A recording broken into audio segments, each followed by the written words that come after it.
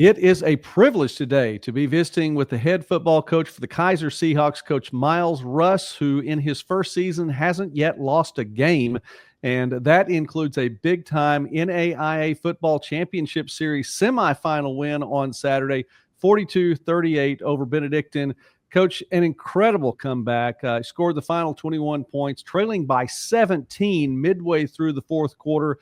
Tell us a little bit about that game, because honestly, that was just a huge win, and congratulations for being to this point, but with the dramatic way to get there.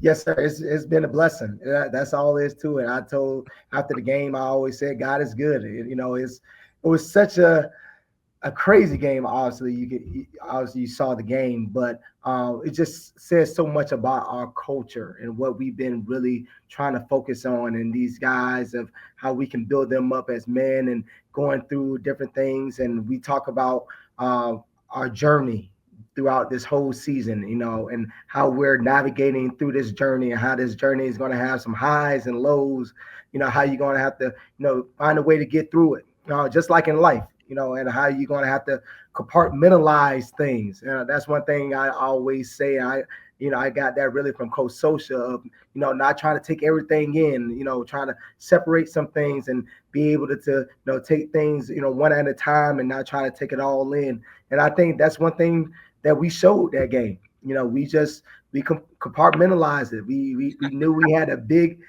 gap that we had to kind of continue to work our way through and keep playing. But I'm so happy for our players, and also our coaches. Our assistant coaches did a great job of just continuing to coach. And I told those guys, like, it's always a time, as a coach, that your players, they kind of look at you just to see how you're taking it, and if they can, almost like a confirmation if they can let go of that rope or not. You know what I mean? And I thought, our guys and our coaching staff did a great job of being on the same page and being able to continue to work through it. All right, Coach, you're going to be playing for a national championship again on Saturday. It's the third consecutive trip for Keiser to the national championship game. You were talking about compartmentalizing, and I don't know if that's a word you use when you're on the sidelines in the middle of all of that. So can you tell us a little bit? I just have to ask, what do you say to them? They're looking at you. Obviously, you express that there, and to see what your expression is going to be. Do you say anything at all to them differently, or what was there any kind of specific motivation to keep them going near the end? Just continue to keep playing. Don't worry about the score. I ended up laying out a plan of how things were going to go. It was kind of crazy, how we were going to do it, and it was crazy how the plan kept on going into place. It started at 17, and I said, hey, we're going to stop them. Then we're going to kick the ball. We're going to onside kick. I kind of laid it out, the whole deal. And, it kind of got to a point, we cut it down to 3, and then I was going to onside kick it again. And then I was like, hey, I told the guys the plan, and onside kicking it again wasn't part of it. So we kicked it deep, and it's just amazing how our defense came to play, and they stopped them, gave our offense another opportunity. And then, Shea Spencer, the offensive line, DeAndre going, the guys on the outside, I wanted to name everybody because it really is because of those guys, the whole team of getting ourselves in position. And it was great that they were able to execute it. But I tell everybody, like, it's not a coincidence, though. We work 2-minute drill every Tuesday from the beginning of the year, and we take 2-minute drills from different situations throughout college football. We see certain games, and some of my assistant coaches say, hey, do you see this game? This is their last 2 minutes. Let's do this. And sometimes we have to kick the field goal. Sometimes we need to score a touchdown.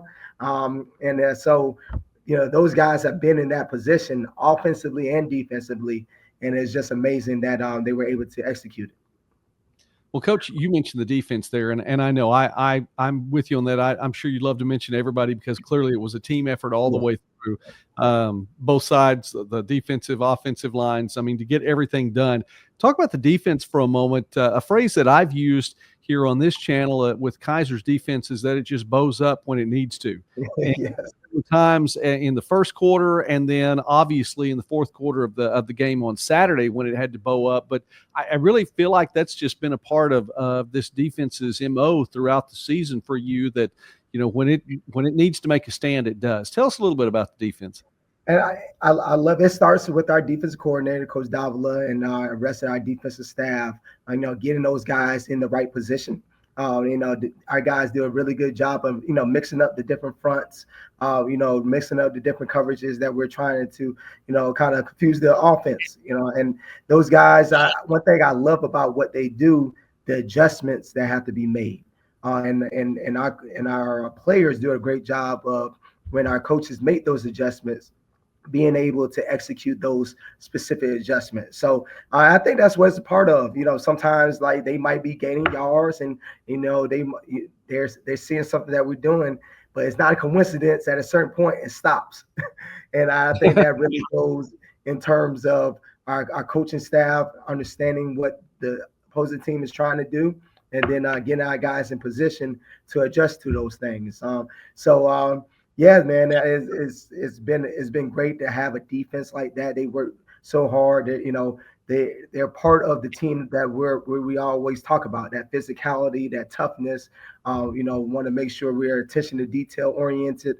Everything. I think that's on every phase of the game for us. But I love how those guys execute that. We're visiting now with Coach Myles Russ from the Keiser Seahawks, who his team's going to be playing for a national championship again, third consecutive year. The Seahawks have been 1-1 in the previous 2 years, so trying to get on the upper side of that, taking on Grandview on Saturday. We'll talk about that again here in just a moment. But, Coach, I have to ask about Shea Spencer. Obviously, having him back this season is a big deal, and it's meant a lot to the team on the offensive side of the ball. I'm sure just both sides of the ball in every facet, having him back. The last 2 games have just been fantastic, including the victory on Saturday. The numbers were off the charts, especially considering that he was injured at one point, took a play off, came back out, nailed a touchdown pass. And I mean, he just was fantastic. Number one, I'd like you to tell us a little bit about what he means to the team. And number two, I'm going to ask you, is he going to play on Saturday? Yes. So I'm going to answer the second one, because that's what everybody wants to know. So I'll do that. I was just with Shea in the treatment room today. He says he feels a lot much better than how he felt Saturday. And so he had said it with a smile on his face, and he seems ready to go. So I'm going to get that one out the way. Okay. But what he means to our program it's just like every other guy. Every guy means so much to us. And that's one thing I love about our program. Like, it's from top to bottom, they're part of this team. And I want to make sure, everybody knows, understands that when you hear that's everybody's so important. But his important level is just like everybody else. He's done so much. I love his story. I love his journey. Being here, working his way up to be a starter, end up getting hurt in the national championship game, have to sit the whole year out. Then we win the national championship game the next year when he's sitting out, him seeing that. And obviously, I love how honest he is with it. He was happy, but it still felt some type of way about it. That's human nature. And I love his honesty in terms of that. But for him to be able to come back and he battled for the position. It was not like we gave him the position. He battled with our backup quarterback, DJ Charlton, that came in during the game and had 2 really good plays and threw the ball and took off for another one until Shea was able to get back. But Shea ended up earning the spot. And, while he earned it, I wanted to make sure he knew, understood that I just didn't want him to be a game manager. I want him to be more. And that's one thing he's always done, but I thought he was more game managing. And but I wanted this offense to be even more balanced and putting our quarterback even in more passing situations. And so I wanted to make sure he knew and understood that, and he has done a great job. And not only does he make the right plays throwing the ball, he gets guys in the right position in some of our run schemes that we want to do and some of the checks that we do. He does a great job of, just being a good teammate and a good leader. And also, with our coaching staff as well, with our offensive coordinator, Coach Knockin, Myles Knockin, that does a great job with them in terms of what we're going to see and getting him prepared. And but that link between those two, it shows on the field. It really does. And I make sure I want to give those guys a shout out of the coaching staff, because they do a great job, man. They really do. And I think it's because of the love that we have for one another. That's where it starts. And now you're able to coach. You're really able to really be tough on these guys because you have a relationship with them. And I think that's really big for this program. And I love how it's showing, on the field. Coach, the offensive line obviously has done its job, and especially I think that came up big again in the game on Saturday, but all season long in not only protecting Burnett, but making holes and openings protecting Spencer, but making holes and openings for Burnett. The receiver core did a fantastic job, has this year, again, just showed out in that last 6.5, 7 minutes of the game. But I mentioned Burnett. I almost got ahead of myself on that because he's been someone who, over the course of the season, has just taken on more and more and more, and has been able, I would imagine, open things up then for Shea Spencer to be able to have the season he has. Talk about the play of Andrew Burnett. I love it. He's physical. You can see from his body how big he is. But like I told him, he has to run like it as well, and he does. And I love how he can his jump cuts, getting in and out of cuts. Obviously, coming from a guy that was right there coaching them these past couple of years, last year, and then obviously I had to kind of back away from it as much.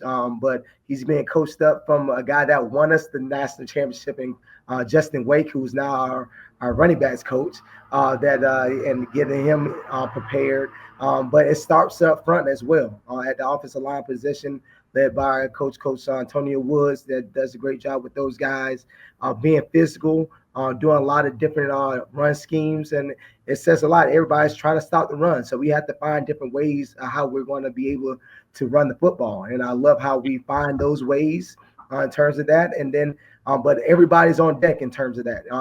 With the receivers, the tight ends, all those guys have to be linked up for us to run the ball. And I think if you watch our game, I love how the offensive line, you can see the physicality, but the perimeter blocking, that's how you get those long runs from Andrew Burnett, long runs from Jaden Meisinger, especially in the beginning of the year before he got hurt, long runs from Jaden Miller, because those guys are, getting down and dirty, digging out those safeties when they need to on some push crack situations, making sure they're being physical with the corners as well if we end up bouncing it to the outside. So it's a team game. It really is, from every aspect of it, running the football, passing the ball. But that's how Andrew Burnett does it. And then sometimes he just does it on his own too. So that's a good thing of having that guy at that caliber. But that's part of being a running back.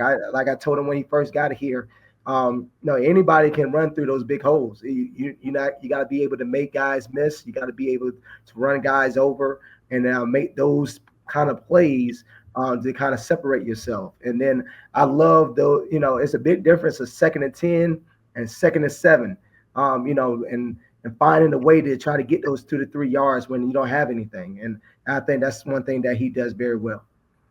Coach, I know this is not a preview episode. Well, it's a championship preview episode, but not a season preview episode. But still, I wanted to ask you, you're at now near the end of the season, obviously one more game. Talk a little bit about your special teams, because I know that's been a solid part of your program as well this year. Yes. Led by our special teams coordinators, Coach Kelleher and Coach O'Rourke, that do a great job with those guys. You got the kickoff return game, that has been really good with Rafina Van Gates. That was one of the top in the nation in return yards. In terms of that, we made some kind of move things around in the punt return game. Now you see Elijah Edwards out there. We had Kinsley Johnson out there that was doing a great job, but he was doing a lot on defense, so was able to kind of get Elijah Edwards back there. And then even looking at our kickoffs and being able to try to get those guys backed up in those situations and punt. So those guys have done a great job. It's not a coincidence that we're where we're at. I think you have to be really good at every phase of the game, and special teams is one of those phases. And I think those guys do a really good job doing that. And that's just part of our motto of, making sure that we're disciplined, detailed. That goes for everything. And I love how those guys are still carrying that standard that we have for the program. You've said a couple of times, Coach, it's not a coincidence, and I appreciate what you were saying in that, and talking about all the work, all the effort, all the planning that's gone into this season. I would think it doesn't seem like a coincidence that the top two teams in the country, two teams that are still undefeated to this point, are going to be facing in the national championship game. It's a rematch of a playoff game from a couple of years ago, but first time that you all are going to get a chance to meet for a national championship, and I'm talking about Keiser then in Grandview.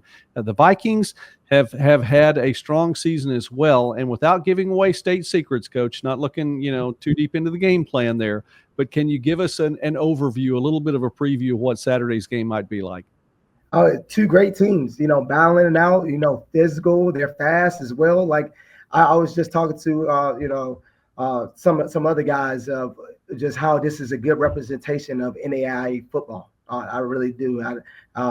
It's just another platform for us to just show what both teams can do, and it's really good football. And I love that we're able to showcase that. I have so much respect for what they do over there at Grandview, and it shows it's not a coincidence that they're here, because they're physical, they run to the ball, offensively, every phase of the game, coach very well. So I'm excited. For our guys, for our coaching staff, for our players, for Keiser University to be in this situation. But I'm ready to go, and I'm so excited for our guys, man. We getting back into meetings coming up again. I'm trying to get our guys back, focused, ready to go, coming off of a big win. But at the end of the day, it's one more, man. It's one more, and I know they feel the same way. But it's I love that we're able to, really show our culture and everything that we've been working on a national stage. And that's one thing that we wanted to be able to do, and wanted the opportunity to do. Just to show what we've been doing on a national stage, and we're going to be able to do that on Saturday at 12 p.m. All right.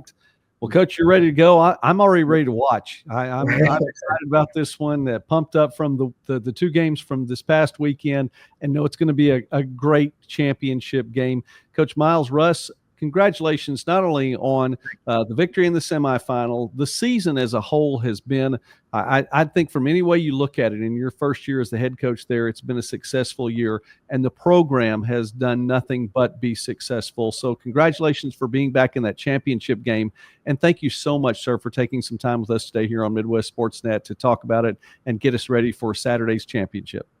Thank you so much for having me. I really appreciate it. Thank you.